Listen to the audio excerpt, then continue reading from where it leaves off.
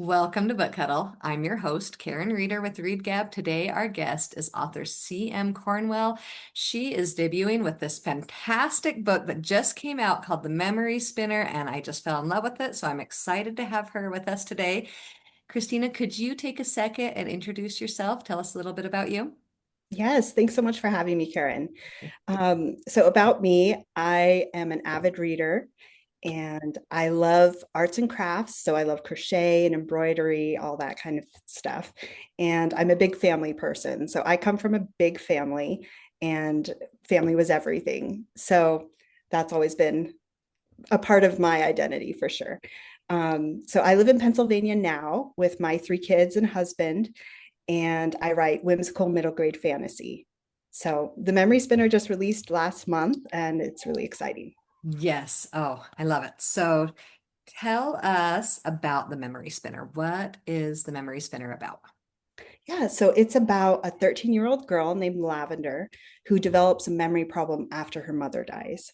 And so this memory problem makes her job as an apothecary's apprentice nearly impossible, right? Because she has to remember all these herbs and everything. But even worse, it means she's losing memories with her mom. And so she seeks out a retired enchantress in her town to help her create a magical cure for her memory loss. Yes. So it blends like a cottage core fantasy world with some real life issues like coping with grief and finding hope through hard times. Oh, I love it. I love it so much. And um, myself aging here, having memory issues, I felt like it resonated so much with me, like at the beginning that I was like, that feels right. But then, as it goes on and you're like, doesn't feel right for her though. Like she is young and she shouldn't be forgetting these things. Poor girl. It's so true. Yes. Before And we get much further, I love to do an author icebreaker to get to know a little bit more about you. So I love these books by Aaron Reynolds, like The Creepy Cran and The Creepy Carrots and Creepy Pair of Underwear. I think that was the first one I ever saw, and I just thought of my boys. I was like, ah! So, what is just a regular everyday object that kind of just creeps you out? okay, so mine, maybe it's not that weird, but it's scissors. Okay. Okay, so scissors are my least favorite office supply. They're kind of creepy, but I use them often because I like crochet and embroidery. And of course, Yeah. you're using scissors for that, right?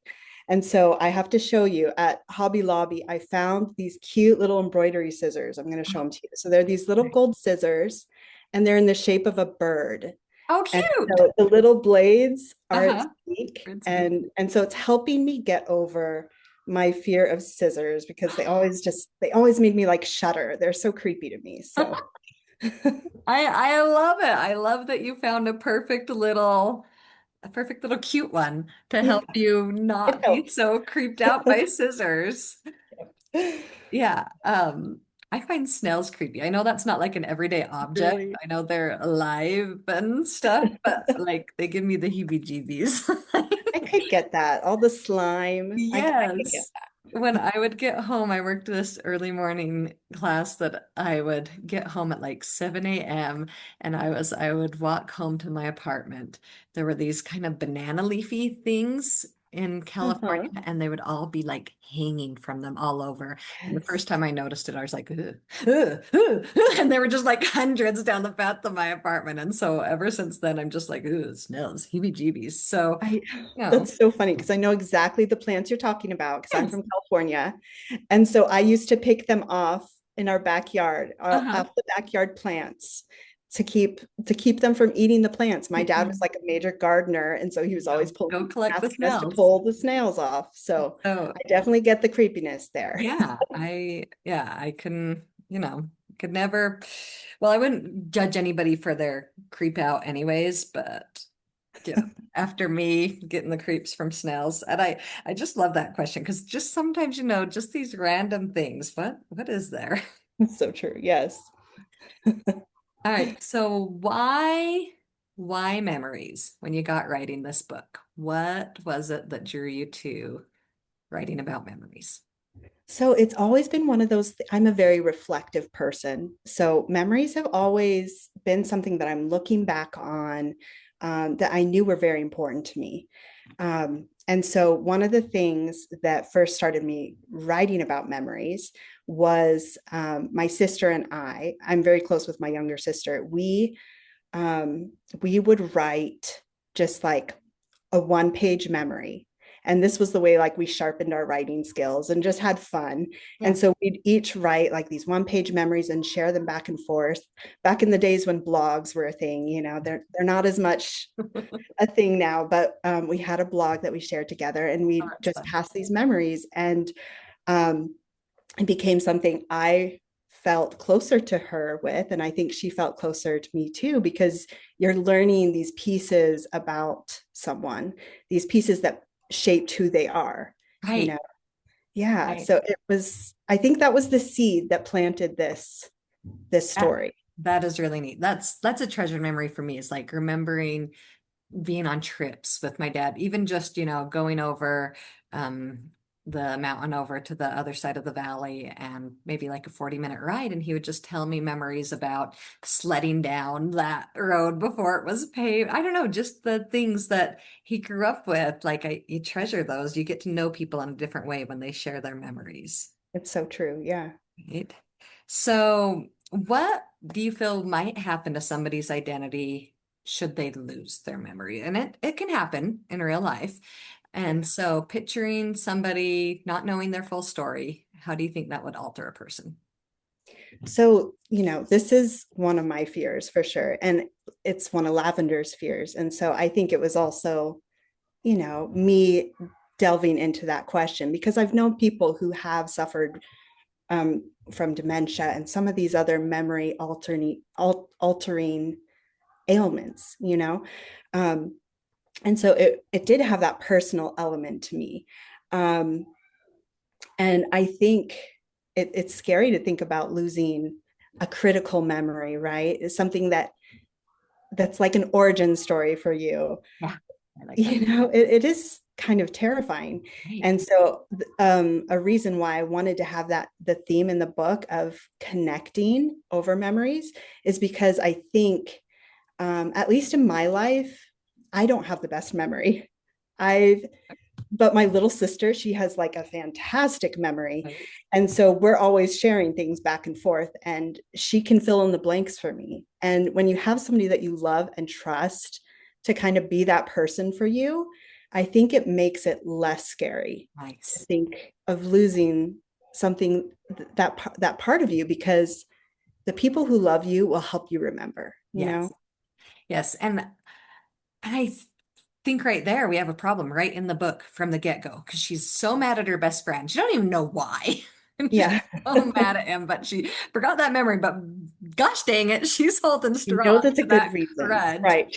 But then there's some tension between her and her dad, so she's not feeling that support there because of their grieving process. And it's just, yeah, like her not being able to have somebody, it makes sense that she would seek out a remedy for this. Right. And Right. so I love this magic system that you develop. And it makes sense because you were talking about crocheting and everything. That Yes. is this why it became a spinner thing of It weaving is for memory. sure.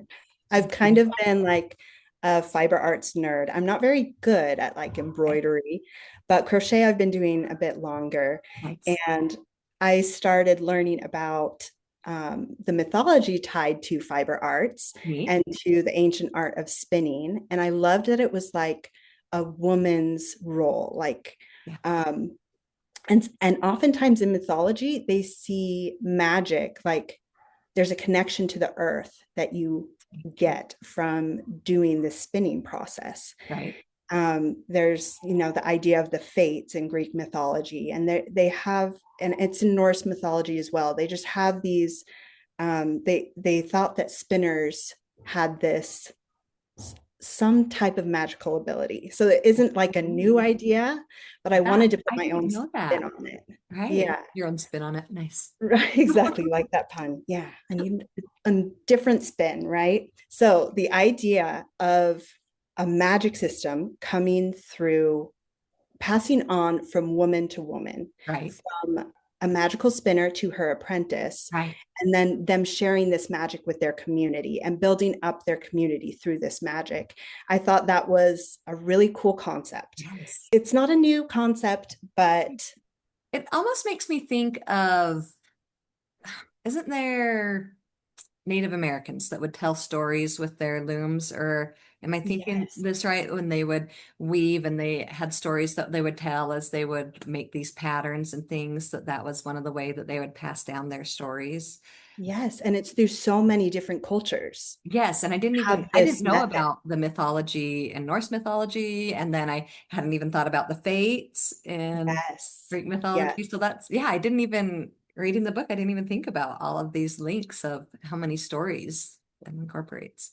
Yeah, so I wanted to have like echoes of these other mythologies, but very much make it its own thing too. Yes. So there are definite nods to Norse mythology specifically, like Frey. Frey, there's a goddess in Norse mythology named Freya. Cool.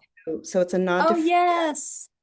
And the crow is a nod, or the raven is a nod to Odin's raven, who's named for memory. So the name Munin means memory. oh that's So there are little nods like that, so that if you know Norse mythology, you'll be yeah. like, oh, that's kind of cool that it references that, but it doesn't take away from the story if you don't know Right, those right. Because things, I right? didn't, now that you're saying it, I'm like, oh yeah, Freya, Thor's mom. I've watched the Avengers. Right, right, right. You're right. Exactly. That's about my extent of Norse I mythology. love it. But there's, some familiarity there, and that's fun to like make the Yeah. connections. And I think like I do have up here on my top shelf just the whole Rick Riordan, and then my son buys just other mythology books that I think they've made a little more accessible. When I went as an 18-year-old to Greece and I bought some mythology books, they weren't quite written for youth like they are now, but Hmm. he just So will pour cool. through them because of all of these stories that have become Yeah, so popular now. And yeah, we've got all kinds of mythology on my shelf, so I'll have to I read love more. it. Well, that's beautiful. So you could have gone another way with this, but let's talk more about why you feel, particularly in writing for youth, why magic? Because there are so many different ways you could have gone with this memory system. That why was magic something that was important to you that you wanted to have in there? So I think it stemmed just personal preference is the main reason, because the stories that I loved growing up were had magic in them. Yes. There's a sense of wonder and the possibility that anything can happen when there's magic. There's this unknown element that makes it exciting and amazing, interesting to read about. So there's that, but and there's also the element of escape, right? So it has some familiarity to Right. our world, but it's so different that it adds this other layer of you can go on an adventure with a character that's high stakes for them and it's low stakes for you as the reader because you're just along for the ride. So I love that about fantasy, and I also love how you can in fantasy, you can have this plot with twists and different elements to it that can keep the reader engaged, Right. and they can take it at face value and love the story as it is, right? Yes. But there's also this opportunity to weave in some deeper themes. Right. And that's always been a huge draw for me to fantasy is it is a really cool opportunity to balance Right. um, some of the lighthearted things that come with a magical world with some of the heavier themes of real life. Right. Yeah, so Like that's what I love about it anyways. like Donielle Clayton always says, it's just a story. It's just a story, but it makes, heavier themes more digestible. Right. So, Exactly. so grief, what a heavy theme.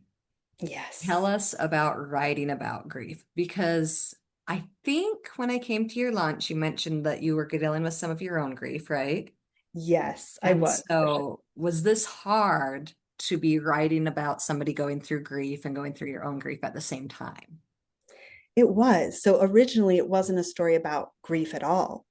And so that came out in the story because of what I was going through. Mhm. And it ended up being a very therapeutic thing for me as Nice. a writer because I was dealing with personal grief from a family member who Yes.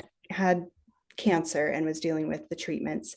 And then it was also, I was dealing with the grief of what I thought was an unrealized dream.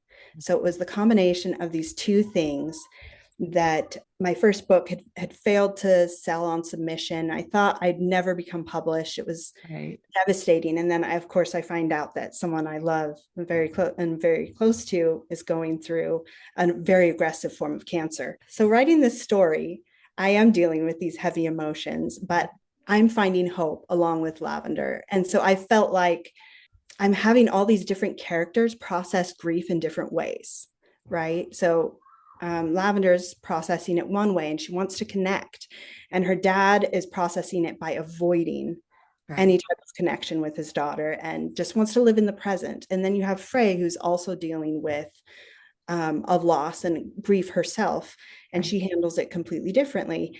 And so I wanted to explore Yes. because grief, we all go through grief. Right. Yes. And it's one of those things that nobody is an expert in, right? We're all just beginners. We're Right. all just trying to navigate how how to handle these big feelings that, you know, I'm 39 and I'm still a beginner in what grief means, right?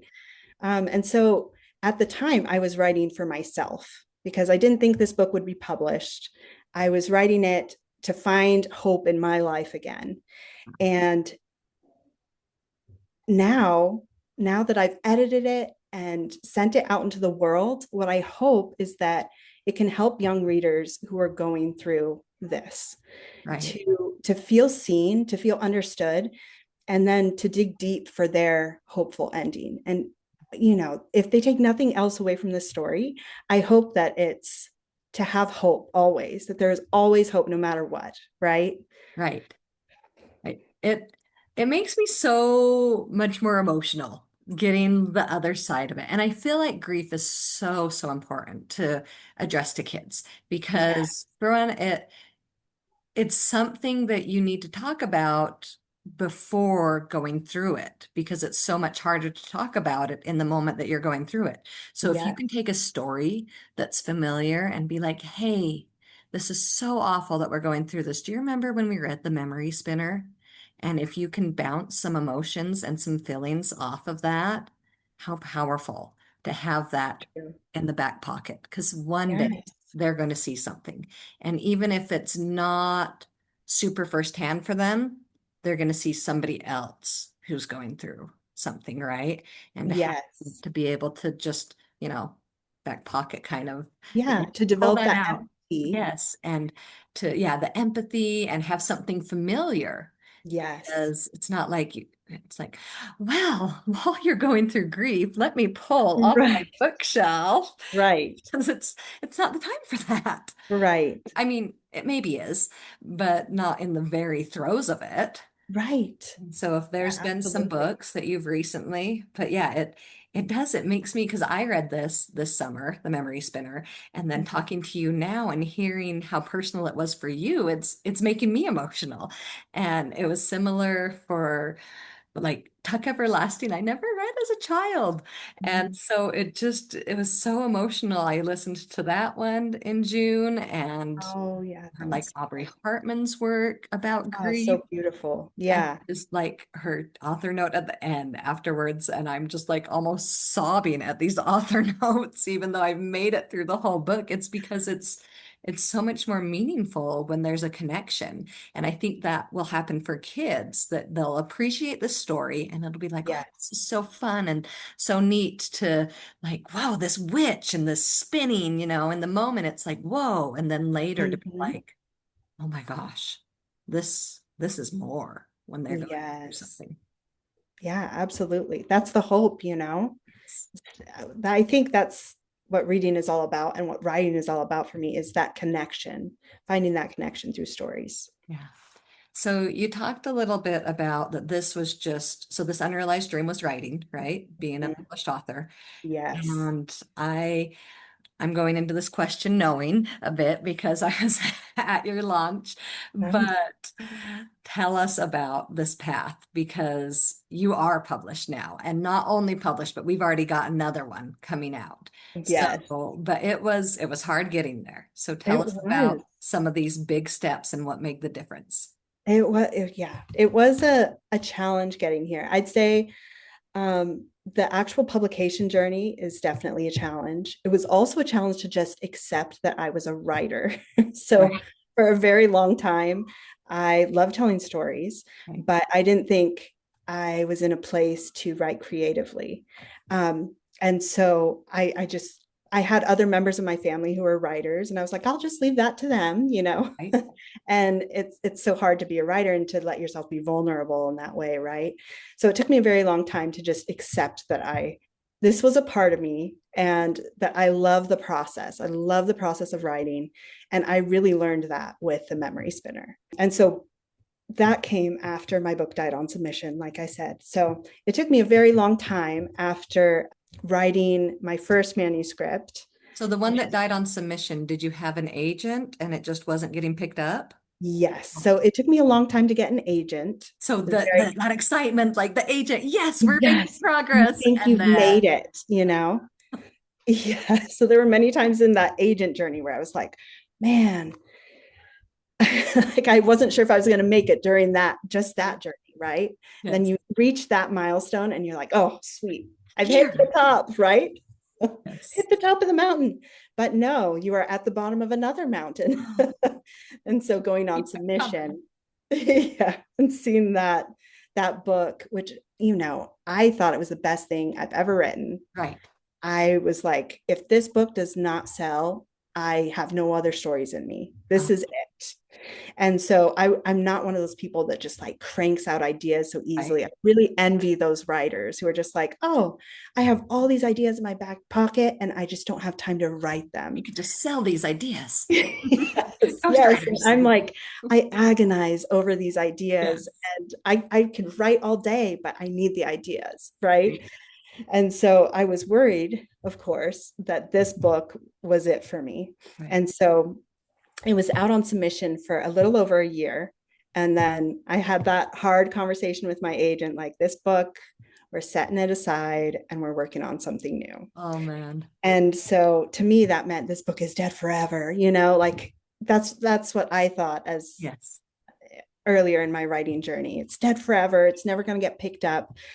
And then I went on to work on a passion project, which was the memory spinner. And Yes. of course, that book, it was on submission for about 4 months and Right. then it got picked up and it's been amazing working with the team at Delacorte. I just Yes. loved it. And so it really has been a dream come true and mind blowing to me that my first book, which died on submission, is The Paper Ballerina. Oh, And okay. I was going to ask. This is the next yes, question coming. and So so it, it's it gone came through. back. It's It not came dead. back. It's not dead forever. And No. I think if I had known that at that time, it wouldn't have felt so devastating that this little piece of me, Yes. had so much rejection. But now it's finally found a home, and it's gone. I just turned in revisions for that book. Yay. So it's really exciting to be able to see it have this second life. It's a new story. It's undergone lots of revisions, but Yes. really exciting that it's having its day. It's having its moment finally. So, Yay. Oh, that's got to yeah. feel so good. And you only had to go through one to get there, right? Like Right, I right. I think it And was so many authors. It's a long yes. journey than mine. Yes. And I lost hope so quickly. And I see these Right. other authors that Well, are I'm just so glad that you got working enduring. on the memory spinner during that. Yes, It's, yes. otherwise we wouldn't be getting the paper ballerina, right? That's right. That's what That's led. right. We wouldn't have either of them, right? If I Yes. didn't go through that struggle. Right. Right. I think of Brendan Moles. Like I'm pretty sure his Beyonders, Mhm. which is in my far corner Oh, over yeah. Uh-huh. was like one of his first Oh, really? through the mouth of the hippo that he talks about. And Yes. um it was, it came much later, like Claire after Fablehaven, and all these other ones had to get picked up. And whenever I pitch it to somebody, I'll be like, well, here's the thing. Fablehaven's the fast, fun story. But I feel like Beyonders is just something that, there's so much more to appreciate and intricacies. Is that kind of like the Paper Ballerina, that there's just a different level to it that, It is different. It is extremely different because the memory spinner, it was like, I'm writing this when I'm just writing it for myself. The memories, Paper Ballerina, it was like, I am writing this to get an agent. right? So I put all my, what I thought was my very, very best writing and so much symbolism and all the things, right? And it just didn't work at that level. So right now with revisions, I think it's going to be really exciting and really fun. It's also going to feel a lot different than the memory spinner. It's going to be for a slightly younger audience. Okay. So it's going to be more of a lower middle grade Okay. than rather than the upper middle grade that memory spinner is. Right. But I hope that for readers it has that same level of depth and it has the fun surface story where Right. you go on this adventure and but there's also that So those deep much life more to questions. appreciate underneath. I Yes. love it. I love it. At the launch, you Yeah. mentioned winning writing contests built Right. into this, right? And so Yes. did that help keep you going to get involved in these different writing events? It did for sure. The Storymakers Conference happens every year in Utah, and I was very involved in going to that. It's my favorite conference. It's really like the only conference that I've been to, but Nice. Of like all I'm of them, so it's your ingrained in the favorite. community now that I'm like, this is it. This is my community, One. right? Nice. They've been so amazing and welcoming, and I really found my community through submitting during these chapter contests. Nice. And so we'd swap chapters, and I'd get to know these other writers who later became my critique partners and my beta readers, and they've just been amazing friends throughout this journey. And so it was nice to have those little milestones along the way where I'm like, oh, maybe I'm on the right path, Right. and winning those little awards. But I realized that I became very good at writing first chapters. And so I would just Nice. write like the I first love to write a chapter, and first that's chapter. it, right? Yeah. So it's funny because both of these chapters for Paper Ballerina and Memory Spinner, I just wrote for that contest Nice. and then later developed into a full story. Yes. So yeah, it was a really great launching point. So for any new writers, I think that's such a great way to get involved and Yeah. to build your community. Right. And that's so encouraging to hear that it starts for some writers at writers' conferences. Yes, for sure. So awesome to get Yeah. published with a big house and everything can start at a writers' conference with a submission there. Yeah, absolutely. All right. So we've talked about Paper Ballerina. Does it have a date? Is it within the next year or so? When is it coming? So it will be spring 2027. Okay. It's still like a vague date. It could still move around. Right. With it that But far out. that's what we're aiming for. Okay, cool. And yeah, so now I get to start, now that I finished Paper Ballerina, I get to start writing the next book. And I'm so excited about it. Do you have So an idea? I have an idea. Yes. Because that's a big first step, as you were No, saying. You need that it's a idea. huge first step for me, right? Right. Oh, So it's fantastic. exciting. Yeah. All right. So, man, you've got all the levels because you're doing your book tour with Memory Spinner and you've been doing the edits with Paper Ballerina, and now you're starting Yes. Now some. I get to draft. Oh, that's fun. Write those first chapters. Have you written the first chapter? I have. I've read the first, I mean, I've written the first four chapters or so, Okay, cool. but it'll be really fun to return to it. Cool. Cool. And I'm guessing with how early stages, we can't get any tidbits about what it's about yet. Yeah, I wish I could. I Yeah, wish I I was I could. was guessing. Yeah, I've played this game. All right. But I will say it's in the same genre. So it's Okay, more for like the same age as Memory Spinner. okay, cool. So hopefully it finds its proper home.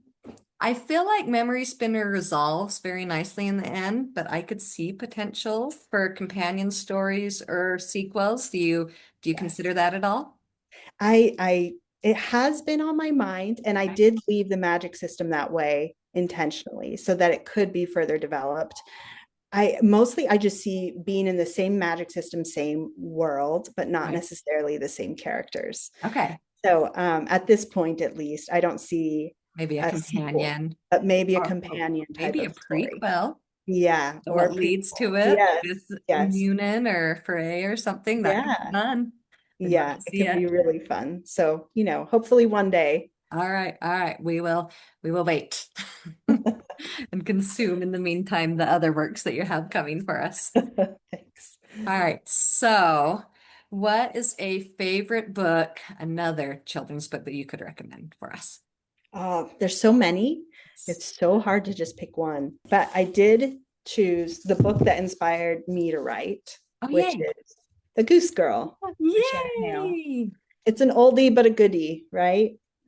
I Is this I the read one it that's when the retelling a Cinderella? No, is this her it is a retelling retelling, a and it's Cinderella kind of a grim fairy tale. a grim fairy tale? Oh, she But does it's have a like one of Cinderella the one, but this isn't it. Okay. right. I, So I I remember loving it. That's about it. You know how you just yes. remember the way it makes you feel?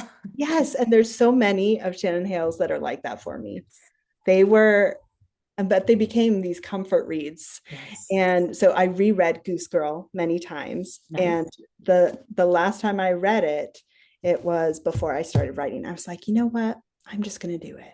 And it was the book that inspired that. So for me, that's super impactful. Yes. But it's such a good book. I love the fairy tale retellings and stories inspired by fairy tales, not Yes. necessarily retellings, but I love stories that have those elements in it. Never too old for a fairy tale. Yes, I agree. Oh, well, I love it. Tell me a cue moment that you love in Goose Girl.